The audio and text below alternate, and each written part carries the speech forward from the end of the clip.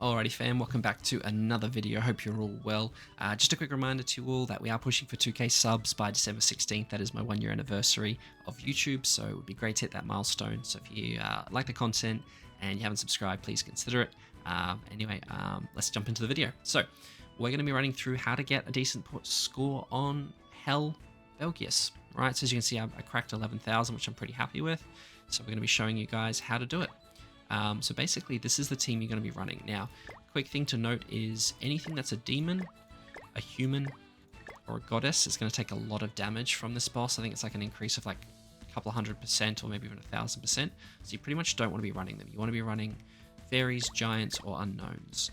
Now, this is my favorite team because if you've got Matrona's Holy Relic, you can then have the unique, which increases giant basic stats.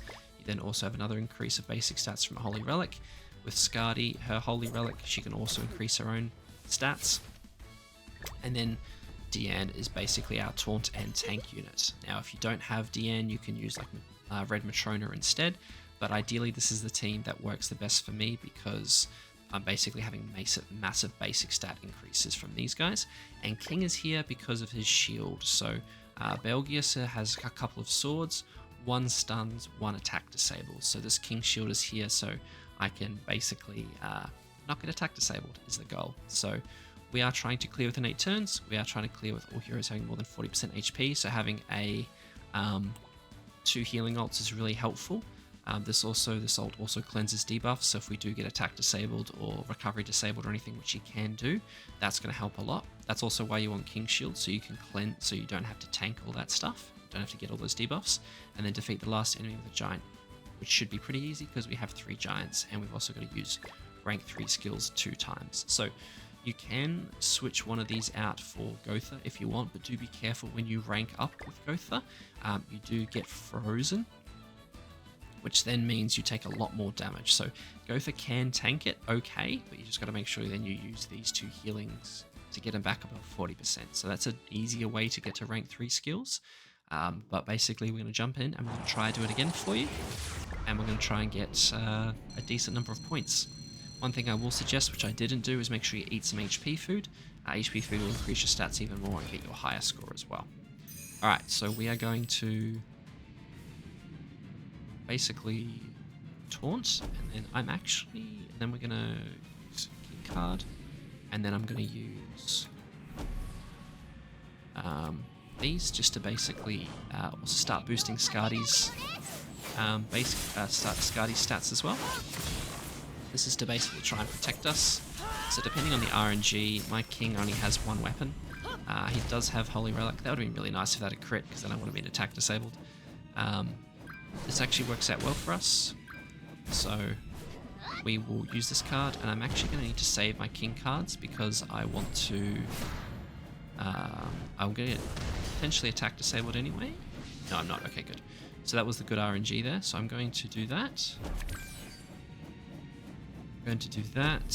I'm actually going to save my Skadi card because I really want to get another couple of buff removal cards just so that I...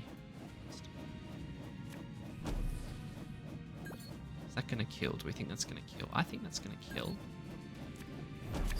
Do this just in case. I'm going to do that, and then we'll move that. Okay, so again, yeah, perfect. So I am trying to just slowly basically build up my stats with Skadi's Holy Relic.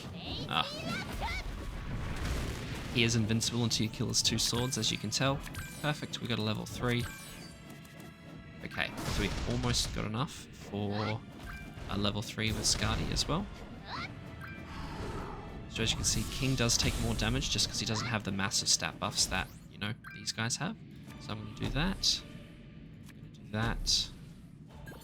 I'm going to do that, and then I'm going to merge. So again, I'm really looking for another level 3 here. So hopefully one of these 2 will give me that. And I do need to be careful. I can't do too much more damage here because otherwise we're going to start to trickle him down too low. Perfect. So what we're going to do here, I'm going to do that. And this way, this will give me level 3. And then I should be able to finish with this. So that's my 2 level 3s. Everyone going to be above 40% HP. Finishing within 8 turns. And finishing with a giant skill, right? And then lucky last, the ult.